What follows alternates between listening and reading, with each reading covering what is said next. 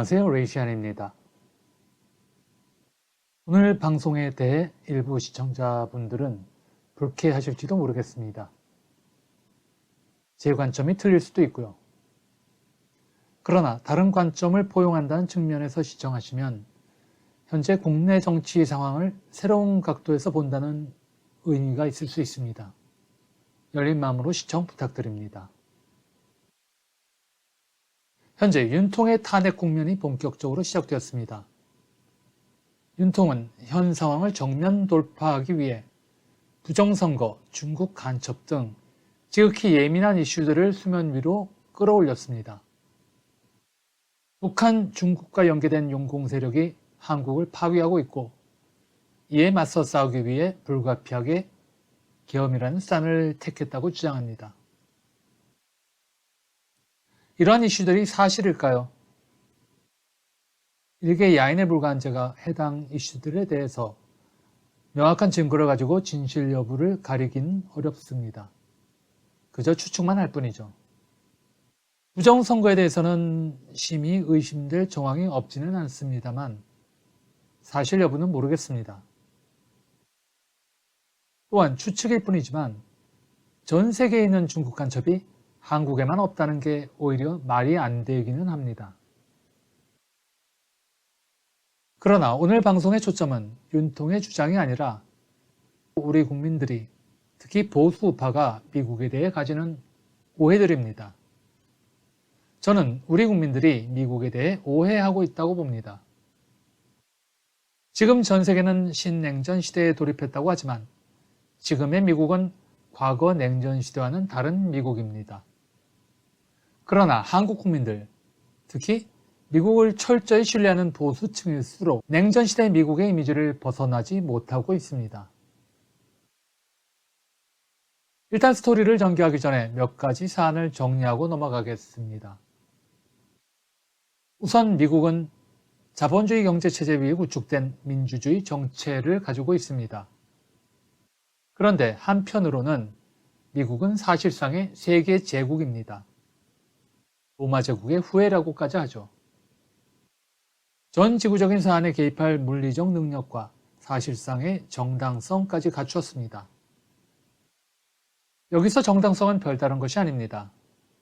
예를 들어 중동 분쟁이 발생하면 사우디와 요르단은 빨리 미국이 개입하여 중동 정세를 안정화시키길 희망합니다. 중동에 대한 미국의 개입을 당연시하죠. 미국이 중동 사태를 방관하면 오히려 미국을 비난합니다. 이게 사실상의 정당성이죠. 미국은 세계의 경찰로서 세계를 통치하는 제국입니다. 그런데 미국이 제국이라는 것을 인정한다면 한국은 미제국이 지배하는 세계, 즉 팍스 아메리카나에서 어떠한 역할과 포지션을 차지하고 있을까요? 공산주의와 대결하던 냉전 시대에 한국의 포지션은 매우 명확했죠. 한국은 당연히 군사적 최전방이었습니다. 물론 에치슨 선언으로 한국이 미국 방위선 밖으로 벗어나던 때도 있었지만 정작 한국 전쟁이 발발하자 미국은 엄청난 피를 흘려가며 한국을 지켰습니다. 알고 보면 한국 전쟁은 참 신기한 전쟁입니다. 아시아 변방의 작은 나라를 지켜주기 위해 사실상 전 세계가 참전한 유일무이한 전쟁입니다. 전체 참전국은 42개국이었고 전투부대 파병 국가만 16개국입니다. 태국과 에티오피아까지 전투병을 파병했죠. 사실상 전 세계가 한국을 도왔습니다. 지금은 도저히 있을 수 없는 일이죠. 게다가 더욱 신기한 것은 당시 상위미세국이던 그 무시무시한 소련이 거부권을 행사하지 않았다는 것입니다. 이유가 명확히 설명이 되지 않습니다. 덕분에 이와 관련한 음모론만 난무합니다. 게다가 이른바 한강의 기적이라고 불리는 한국 경제의 성장도 사실상 신기합니다. 물론 그 기적의 근본 요인에 대한 분석은 있습니다. 흔히 한국인들의 우수성과 근면함, 그리고 박정희 대통령의 절묘한 경제개발 정책을 그 요인이라고 합니다. 맞는 말입니다. 그렇지만 해당 요인만으로 자원도 기술도 돈도 없던 한국이 세계 유수의 자동차 제조사 조선사, 반도체 회사를 보유하게 된 사실을 100% 논리적으로 설명하지 못합니다. 후진국이자 식민지 국가로 시작해 세계에서 유일하게 선진국이 된 한국의 성공 뒤에는 미국과 영국의 지원이 결정적이었습니다. 약간 다른 이야기를 하자면 이 대목에서 굳이 영국을 들먹이는 것은 한국의 자동차 기술과 조선 기술은 영국이 거의 무상으로 넘겨주다시피 했기 때문입니다. 흔히 정주영 회장이 거북선을 들고 영국 사람들을 설득하여 조선 사업을 시작했다고 하죠. 그러나 정말 정주영 회장의 개인기로만 가능했던 일일까요?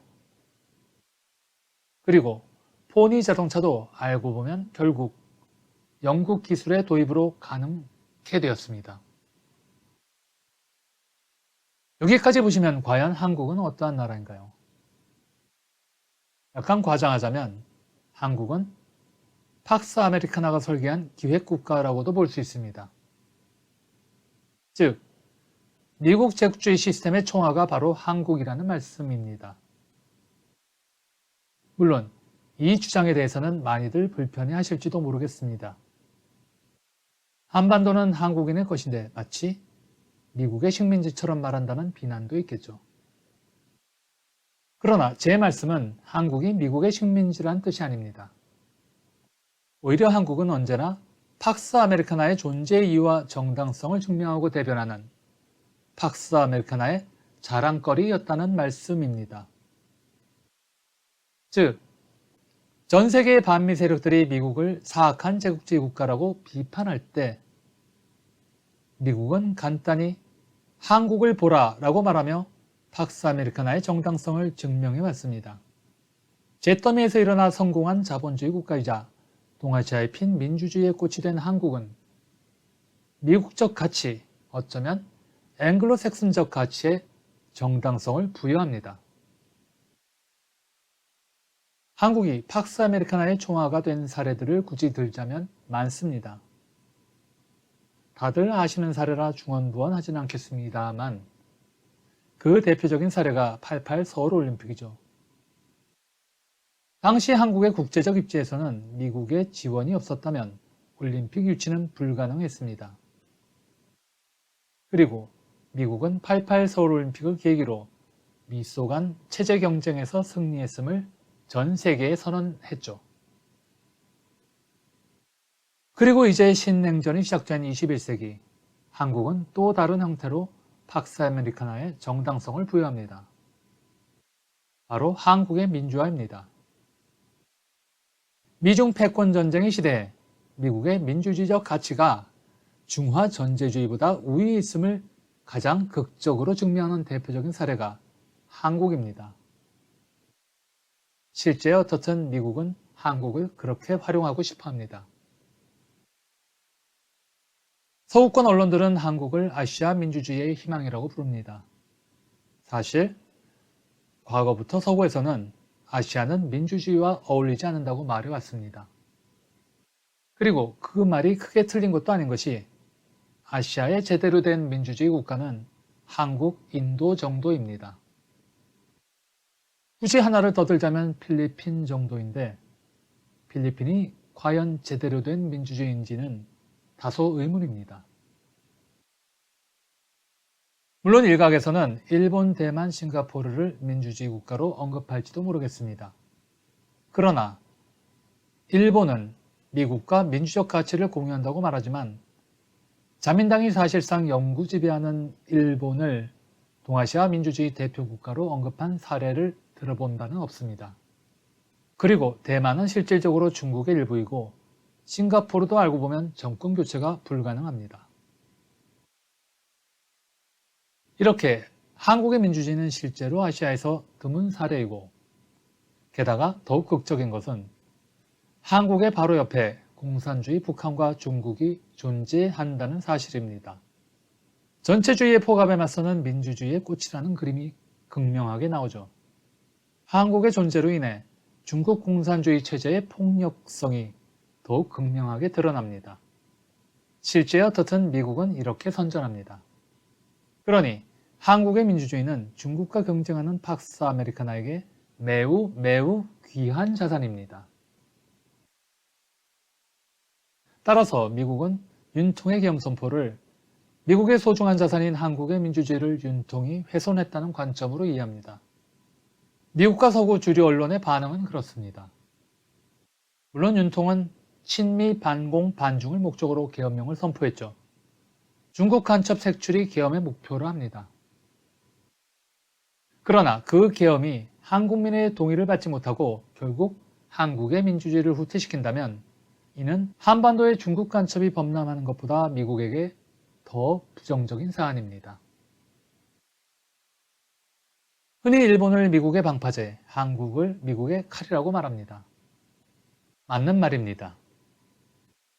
미국의 관점에서 한국의 군사전략적 가치를 설명하는 말이죠. 현재 미중의 군사력이 아시아 전역에서 대치하고 있으니 틀린 말은 아니긴 합니다. 그러나 이는 20세기 냉전 시대의 낡은 관점입니다. 21세기 신냉전 시대에 미국이 중국을 상대하는 최고의 무기는 군사력이 아닙니다. 오히려 경제, 문화, 이념 등의 소프트 파워입니다. 바로 한국이 잘하는 영역이죠. 뻔한 이야기를 또 하자면 미국은 해양국가입니다. 즉 미국은 유라시아를 직접 지배할 수 없다는 것이죠. 그래서 대안으로 미국적 가치를 유라시아에 심어 유라시아를 관리하고자 했습니다. 베트남에 이라크에 미국식 민주주의 국가를 수립하겠다고 전쟁까지 했습니다. 다 실패했죠. 중동에, 아시아에 미국 문화를 전파하려 했습니다. 다 실패했습니다. 이런 관점에서 민주주의 한국의 국가 이미지는 미국의 세계 전략에 매우 소중한 자산입니다. 도덕적 가치를 떠나 순수한 전략적 차원에서만 봐도 그렇습니다. 미국 문화가 침투하지 못하는 동아시아와 심지어 중동에까지 케이팝이 침투하죠. 미국의 입장에서 봤을 때 번영한 민주주의 국가인 한국의 소프트파워와 국가 이미지는 미국이 손대지 못하는 지역에 미국의 가치를 스며들게 하는 미국의 전략적 자산입니다. 따라서 계엄으로 한국의 민주주의가 훼손되는 것은 한국의 중국 간첩이 범람하는 것보다 미국의 국익에 더욱 불리합니다. 미국은 한국을 손바닥 들여다보듯 보고 있습니다. 계엄 사태 직후 전 세계에 3대밖에 없다는 첨단 정찰기 코브라볼 2대가 한반도 상공을 7일 연속 비행했다고 하죠. 한국의 중국 간첩이 범람하고 있는 건 사실입니다. 미국도 그 상황을 모를 리 없죠. 그러나 미국은 미국 내 중국 간첩조차도 박멸하지 않고 그저 관리만 합니다. 중국의 F-35 전투기 설계도 해킹을 뻔히 알아도 그저 툴툴대기만 하고 해킹 루트를 제대로 조사조차 하지 않는 미국입니다. 적당히 방관하는 분위기죠. 통상 보수파들은 친미의 가치를 역설합니다. 그렇다면 그들은 21세기 미중 패권 전쟁의 시대에 미국이 한국에게 가장 원하는 것이 무엇인지를 제대로 알아야 합니다. 과거 냉전 시대에 미국은 소련과 군사적으로 대치했지만 지금의 미국은 중국과 이념과 가치의 전쟁을 벌이고 있음을 이해해야 합니다. 따라서 미국이 한국을 여전히 동아시아의 군사적 교두보로만 생각한다고 이해하면 정말 시대착오적인 발상입니다. 21세기 미국 패권에 있어 한국의 케이팝은 팍스 아메리카나의 무기이며 한국의 민주주의는 팍스 아메리카나의 도덕적 이념적 정당성을 부여하는 팍스 아메리카나의 훈장입니다.